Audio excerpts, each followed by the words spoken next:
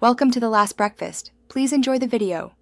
You start by pairing the keyboard and opening Roblox. This gets you into gameplay fast.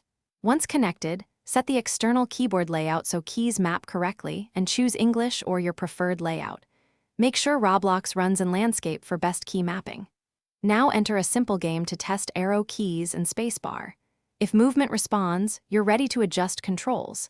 If not, repair and check Bluetooth settings, then relaunch the app. You'll now fine-tune how the keyboard controls Roblox. Open the game settings and inspect the controls section to see default assignments. Changing WASD for movement or shifting jump to space can improve comfort.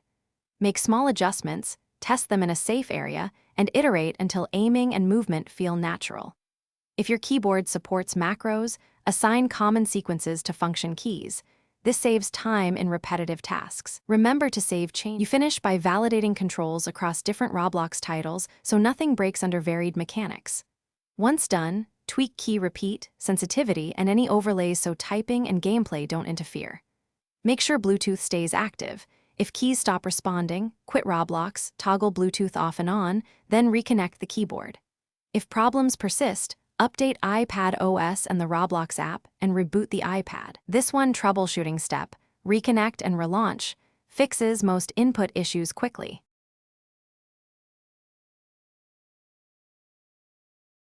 Thanks for watching. If this was helpful, leave a like and consider subscribing. See you next time.